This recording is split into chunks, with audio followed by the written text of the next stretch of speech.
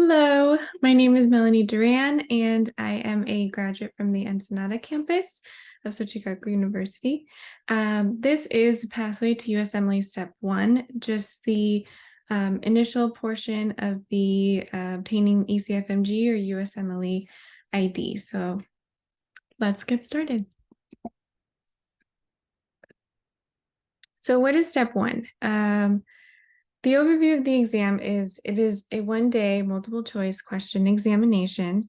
There are 7 blocks of 1 hour, 60 minutes, 40 questions within each block. And it's 8 hours total, but 1 hour is for lunch. And you can divvy that up into different break times in between each block. And this test evaluates knowledge and application of the basic science concepts across different organ systems. Mainly the principles that we see in school, physiology, pathology, pharmacology, immunology, and biochemistry. But we also go over other subjects, including behavioral science, epidemiology, public health, social sciences, among others. The cost is right now $1,000 once you're ready to take the exam. So registering for Step 1, there are different steps. First, you're going to create a USMLE ID, also known as an ECFMG ID. USMLE means United States Medical Licensing Exam, and ECFMG is Educational Commission of Foreign Medical Graduates via the IWA, which we will go over in the next slide. You will also need to submit and notarize the Form 186, which we will go over in a moment. Submit online application for Step 1, request documents from the medical school, and obtain a scheduling permit from the ECFMG. And lastly, you'll be able to schedule your test date via the Prometric website once you have your scheduling permit. So how do you create a USMLE or ECFMG ID? So you want to go to the IWA, which is the interactive web application shown in this arrow here. You'll click that, and then it will take you to the ECFMG online services. And since you don't have an ID yet, you're going to go down here where this arrow is. If you've never been issued an USMLE or ECFMG identification number and want to request one, click here. So then that will take you to fill out general information about Form 186.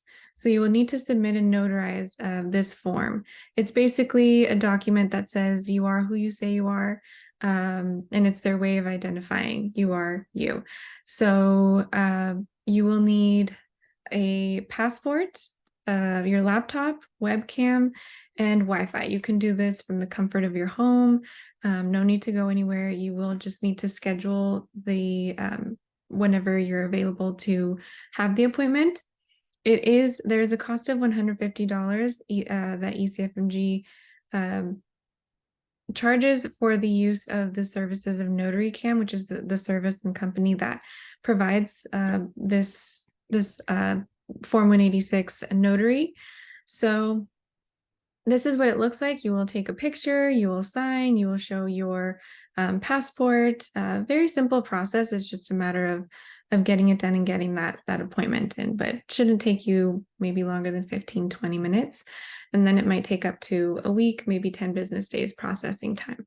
So once that's all processed, you will receive your USMLE or ECFMG identification number and be able to put that in, create your password, and then you will be able to apply for the Step 1 exam. You can get this identification number and wait to apply for the exam or send in the application if you want to just go ahead and get started, as this does take a few weeks to process.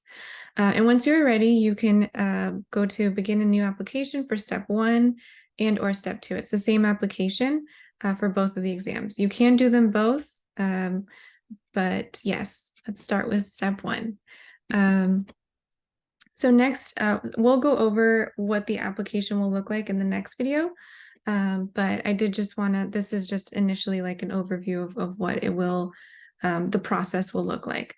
So next you will need to request documents from your medical school if you are a graduate. If you are a student, you just click right through and you don't need to submit any diploma, any title, nothing like that. But if you have graduated, you will need to request a well, if you graduated and you have your diploma, you will need to translate it to English. So you will submit your diploma and the English translation. This is done with Stryker. That's usually the company that ECFMG prefers. It is, I believe, a $50 payment to obtain the translation, and it takes maybe 2 days to receive the translated document. But if you're a graduate waiting for your diploma, you have not received it just yet, you will need to ask for a dean's letter from social services. So you will go to the coordinator of social services to obtain this letter. And then this is a portion of, many people get confused, so I included it here, of the application, which we will go over again, but I did just want to highlight it here. This is once you are ready to take step 1. This is the application portion. So it'll say, I have graduated from medical school and have already submitted my medical diploma. I have graduated from medical school and I am submitting a copy of my medical diploma for the first time you submit it. This is maybe for step 2, you already submitted your medical diploma. I have graduated from medical school, but my diploma has not been issued. This would be for the graduate waiting for diploma, and you will send in the additional dean's letter, and then they'll approve that and allow you to take your step 1 exam. So no need for the diploma. As long as you have the dean's letter, you can continue and go ahead and take step 1. So the person who you will contact, depending on your campus, here it says Ensenada, Mexicali, and Tijuana. So these are the people with the people in charge, the directors who you would need to contact from social services, and their emails are all included here. So once that is finished, you will obtain a scheduling permit from the ECFMG. So another thing is you choose an eligibility period, which we'll go over again, but basically it's a 3-month range. If you want to take it in July, let's say, you can choose May, June, July, August, or July, August, September. It's always going to be 3 months eligibility period. So kind of strange the first time you see it, but that's what it is. Then you will submit and put pay and submit your application, upload the documents, whether you need the dean's letter or just your translated diploma, if you hopefully already have that.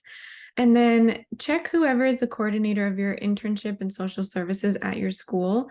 This person, once all the documents have been submitted, so you've already sent in your application for step 1 or step 2, you have the dean's letter or your translated diploma, and that documentation has been processed, then the ECFMG will send a verification request to your medical school. The person who has access to this request is the internship and social service coordinator from your campus. So you need to identify that person, and they will click and say that, you are who you say you are. Yes, this is their current status, and they will confirm that. And then you will, that will be kind of the last step of the application process. Then you will receive an email, probably it can be right away or within a few days, of your scheduling permit number. And once you receive that, I provided here the contact information for each campus, Ensenada, Mexicali, and Tijuana. And then this is the coordinator of social service and internship, in case you need their emails or full name, contact information, whatever it may be. So once you have your scheduling permit, you can choose a test date. You just have to enter your information and your scheduling permit number and choose a test date, the location that you want. It is done through the Prometric website, which is a testing center that they use to proctor, basically monitor the exam. So the ECFMG uses this company known as Prometric. So once you do that, you're ready to take the exam. So in the next video, we'll go over the application, what the actual step 1 application process looks like.